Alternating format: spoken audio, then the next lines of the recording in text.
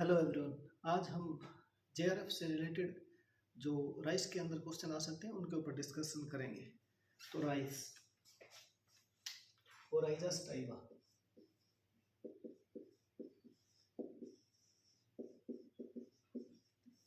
अगर इसके हम सेंटर ऑफ ओरिजिन की बात करते हैं तो साउथ ईस्ट एशिया और इंडिया। अब इंडिया क्यों आता है? क्यों इंडिया में पुरातत्व विभाग ने उसको क्या बोलते हैं, ASI, archaeological survey of India, इसको अवशेष मिले कब के 80 BC प्लस माइनस 115 ईयर्स पुराने अवशेष मिले।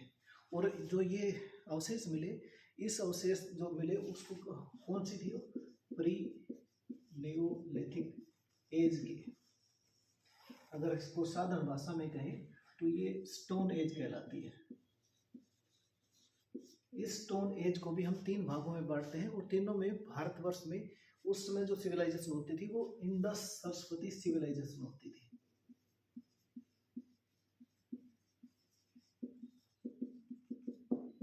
ये इंडस सरस्वती सिविलाइजेशन के स्टोन एज में तीनों में हमें इसके साक्ष्य मिले हैं। कौन कौन सी एज वो थी?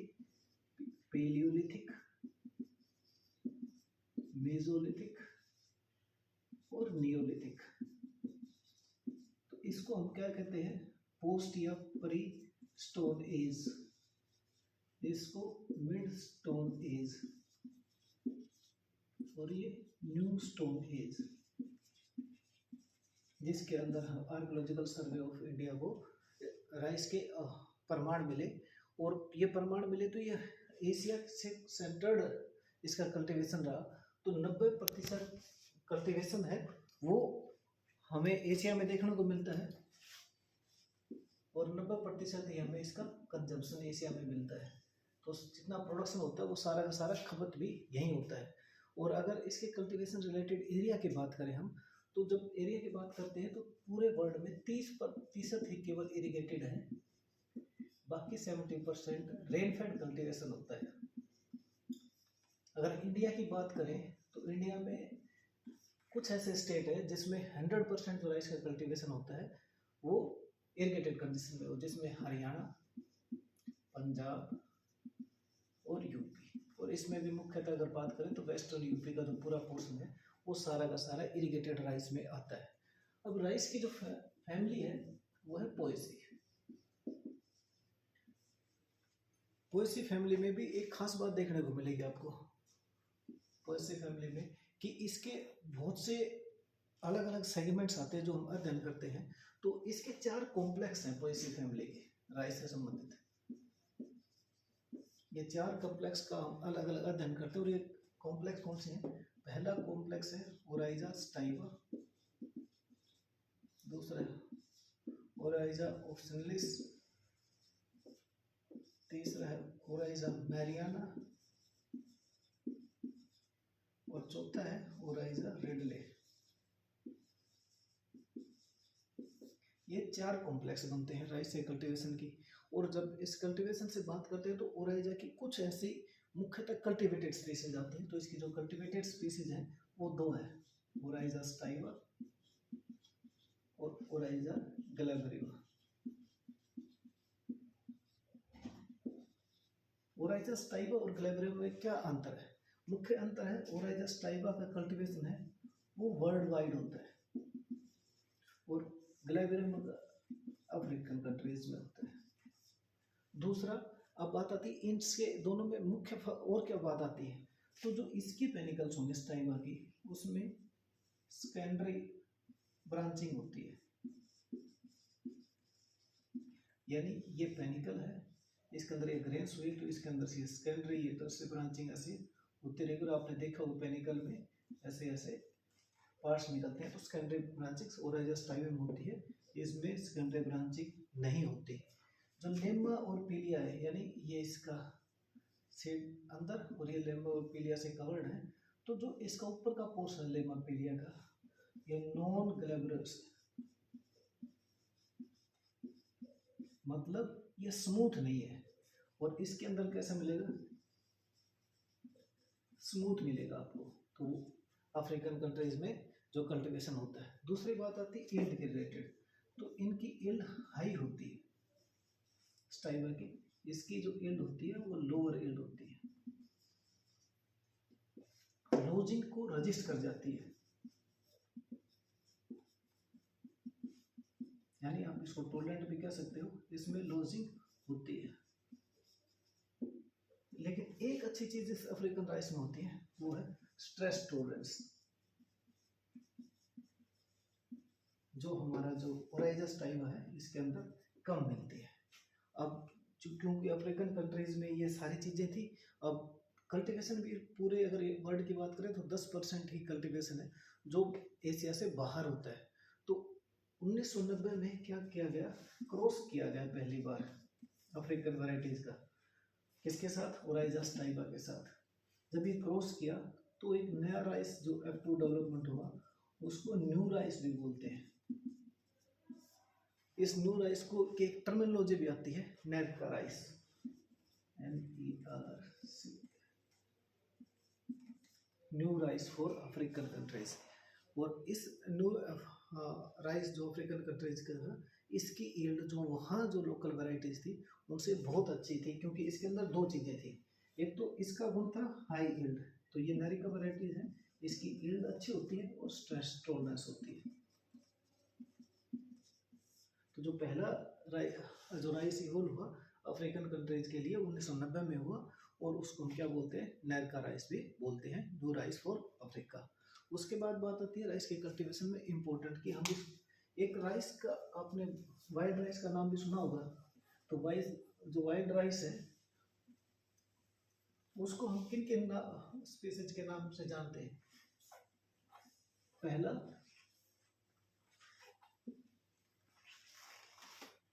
वाइल्ड राइस, क्यों इम्पोर्टेंट है पढ़ना, ये भी हम पढ़ते हैं क्योंकि इसमें एक खास बात होती है वाइल्ड राइस में। इसको अगर आप देखोगे तो ओराइजा फटवा, ओराइजा स्पॉन्टेनम और ओराइजा स्टेप्सिल्स। अब ये तीनों राइस, इसके इन तीनों राइस में एक इम्पोर्टेंट चीज आती है, जो एंडोस्पर्म होता है वो रेड कलर का होता है, तो इसलिए इसको रेड राइस भी बोलते हैं। अब और राइस की आगे बात आती है कि जैसे जैसे टेक्नोलॉजिकल इम्प्रूवमेंट होते रहे, तो ओराइजा जो राइस है, राइस उसको फिर 3 भागों में हम एक्टो टाइप्स के हिसाब से, एक्टो का मतलब बाहर जैसे जैसे कंडीशंस होती हैं उसके हिसाब से हमने क्लासिफाई किया। पहला जिसमें आता है इंडिका, जैपोनिका, जावानिका। इंडिका जो वैरायटीज होती हैं, इनकी जैसा हमारा क्लाइमेट है तो ट्रॉपिकल और सब ट्रॉपिकल एरिया में बोई जाती है। जैपोनिका टेम्परेट एरिया में मिलेंगे आपको, और जावानिका इंडोनेशिया जो एरिया है उसके अंदर मिलेंगी। अब जो इंडियन राइस है इसमें कुछ दिक्कतें भी, कुछ फायदा भी है। एक तो जो इसकी लीव्स होंगी वो ड्रूपिंग होगी, नीचे की तरफ झुकी हुई, जैसे गर्मी पड़ेगी ट्रॉपिकल है तो नीचे वाला शेडिंग इफेक्ट आएगा, तो इसका मतलब नीचे वाली पत्तियां कंट्रीब्यूट नहीं कर पाएंगी, तो यील्ड इनकी लो रहेगी। टेम्परेट जो रीजन है, यानी फोटो रेस्पिरेशन होने के चांसेस कम है, तो ये इनकी यील्ड हाई रहती है, इनकी मीडियम या मॉडरेट यील्ड भी कह सकते हो। दूसरा जो टेलरिंग हैबिट है वो कम है इनके अंदर, टेलरिंग हाई है और मॉडरेट है, फ्यू टेलर्स इसमें आते हैं। अब ये आने के बाद भी एक चीज हो रही है, जब उसके टेलर्स अच्छे हैं, तो अच्छे का मतलब बहुत सारी टेलरिंग नहीं है, उससे ज़्यादा टेलर्स हमारे किसमें आते हैं, इसमें जैपोनिका में आती है। जब इसमें टेलर्स फ्यू होते हैं तो एक इसमें अच्छी चीज़ होती है, जो टेलर्स के साथ साथ जो लीव्स का कलर होता है वो डार्क रहता है, और लीव्स होती हैं वो इरेक्ट होती हैं। इसका मतलब फोटोसिंथेसिस बढ़ जाता है। तो फोटोसिंथेसिस बढ़ेगा तो जो ग्रेन का साइज होगा और पेनिकल का साइज दोनों ही ज़्यादा मिलेंगे आपको इंडोनेशियन जो रीजन में वैराइटीज उगाई जाती हैं। लेकिन यील्ड हमेशा जैपोनिका की ज़्यादा होती है क्योंकि टेम्परेट रीजन में है। तो इरी ने इसके अंदर जो अपना जैपोनिका वैराइटीज में 2 वैरायटी निकाली, वो थी 142 और 152। इसको MS2 के नाम से भी जानते हैं। और इनकी यील्ड जो वहाँ उस टाइम जो वैरायटी बोई जाती थी उनसे बहुत ज़्यादा होती थी। एक टेक्निकल नाम इनका और भी बोलते हैं, RC के राइस कंपोजिट। तो RC 170 और RC 220, तो ये नाम आपको याद रखने 3 जो कि हाई यील्डिंग उस टाइम पे आए थे। उसके बाद बात आती है कि ये होने के बाद कैसे कैसे इम्प्रूवमेंट स्टार्ट हुए राइस के अंदर, जिसके कारण राइस का इतना बड़ा एरिया हमारा एशिया में आता है। तो उस इम्प्रूवमेंट को हम क्या बोलते हैं, वेराइटल इम्प्रूवमेंट। यानी वेराइटियों के अंदर गुणवत्ता बढ़ी, चाहे वो हाइब्रिडाइजेशन के कारण, प्योर लाइन सिलेक्शन के कारण, सिंगल क्रॉस डबल क्रॉस के कारण, या रिकम्बिनेंट DNA के कारण। तो वो हम देखते हैं वो वेराइटल इम्प्रूवमेंट कहाँ से और कब स्टार्ट हुआ। वेराइटल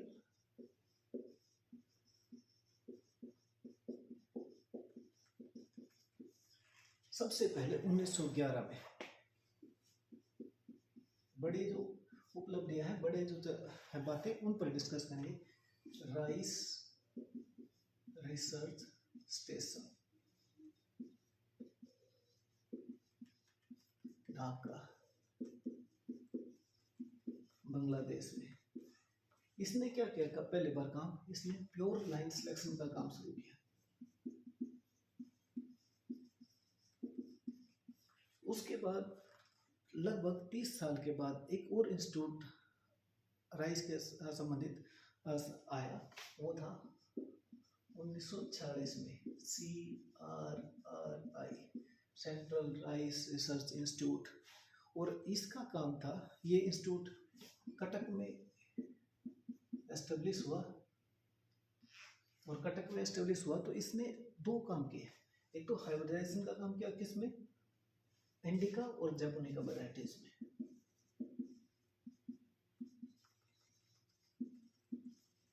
हाइब्रिडाइजेशन प्रोग्राम शुरू किया, जबकि जो राइस स्टेशन था उसमें प्योर लाइन सिलेक्शन का काम शुरू हुआ था। अब जब इनके अंदर काम शुरू हुआ हाइब्रिडाइजेशन का, तो 2 अच्छी वैरायटी निकली, ADT 27 मैसूरी। ये 2 वैरायटियां इंडिया के अंदर इवॉल्व हुई CRI के द्वारा। और मलिंगा जो वैरायटी थी वो मलेशिया में इवॉल्व हुई। तो 3 वैरायटियां इसमें आई, ADT 27 और मसूरी इंडिया में और मलिंगा मलेशिया में। उसके बाद ये जो हाइब्रिडाइजेशन का प्रोग्राम था, ये और आगे बढ़ाने के लिए जो थर्ड जो इम्पोर्टेंट था वो 1960 के दशक का था, जिसमें क्या हुआ, इरी की स्थापना हुई। किसके द्वारा, फोर्ड और रॉकफेलर फाउंडेशंस के द्वारा। जो फाउंडेशन थी, इसने इरी की स्थापना की और इसने इंट्रोड्यूस किए 2 जीन बड़े इंपॉर्टेंट, TN1 Taijo1 और IR8। ये जो 2 इंट्रोडक्शन थी, इनको क्या बोलते हैं, इनको राइस की जो कल्टीवेशन है इसका टर्निंग पॉइंट बोलते हैं, राइस रिसर्च का टर्निंग पॉइंट बोलते हैं। तो कई बार क्वेश्चन आता है टर्निंग पॉइंट क्या है, तो TN1 और IR8 जो इंट्रोडक्शंस हुई इरी के द्वारा, ये टर्निंग पॉइंट है राइस का। और इसके बाद जब काम हुआ तो लगभग 125 रिसर्च स्टेशन और 25 एग्रीकल्चर यूनिवर्सिटीज़ हैं वो राइस के डेवलपमेंट प्रोग्राम में वर्क कर रहे हैं आज के दिन। उसके साथ साथ 1965 में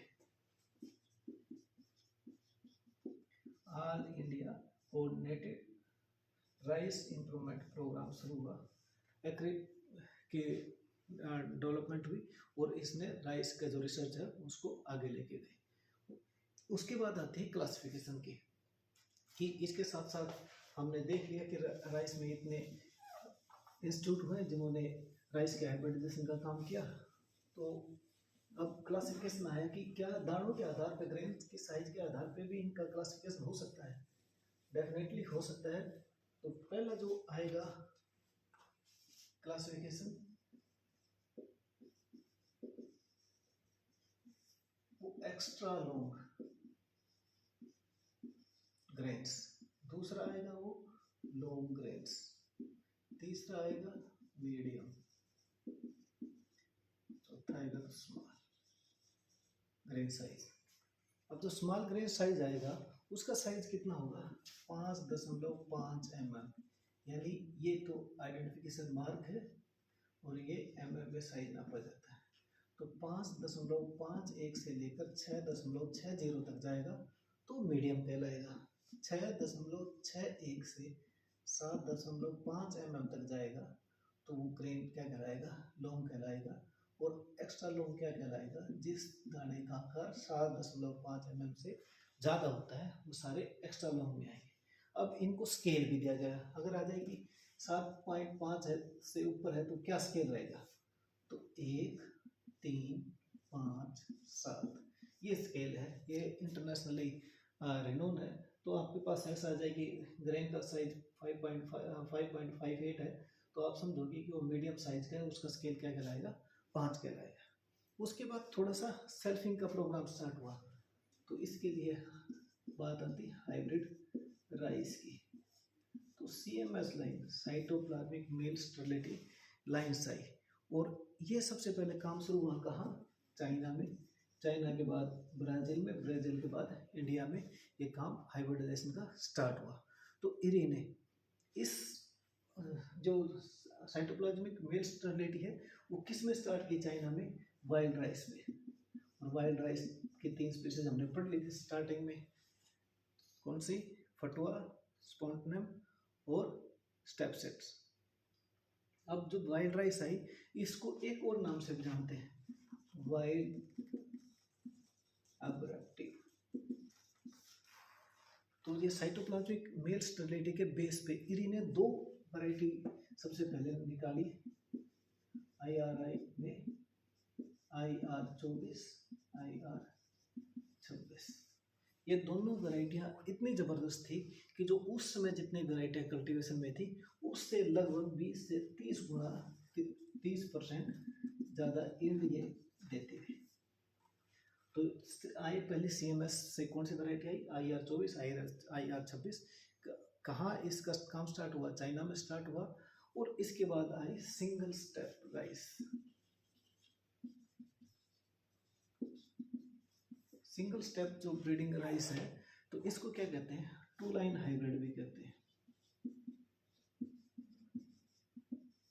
उसके बाद आया next super rice.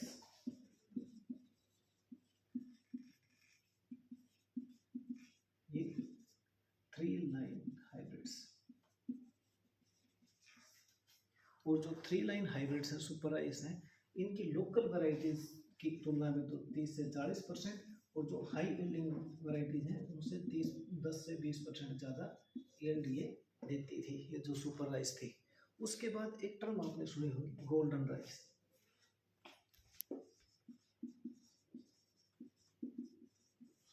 Golden rice का मतलब कोई सोने की तरह बहुत सुंदर या गुणों वाला। तो ये किस टेक्नोलॉजी को रिकम्बिनेंट है? DNA से हमें प्राप्त हुई, रिकम्बिनेंट DNA से। तो इसके अंदर क्या किया? जेनेटिक इंजीनियरिंग की गई। जेनेटिक इंजीनियरिंग की गई कि टू एक्सप्रेस बीटा कैरोटीन, यानी कि बायो फोर्टिफिकेशन के लिए इस वैरायटी को निकाला।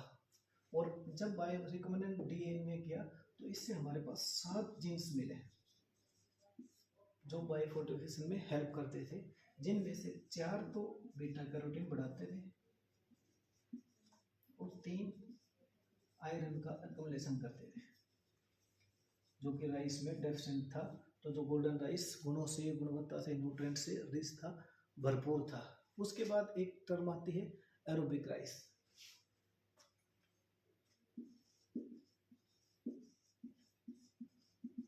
इसको आप न्यू एज राइस भी कह सकते हो। ये जो आजकल जो कल्टीवेशन है वो मोस्टली एरोबिक राइस का है। तो ये एरोबिक राइस जब डेवलप हुआ तो किससे हुआ था? जो ड्रोट प्रोन वैरायटीज थी,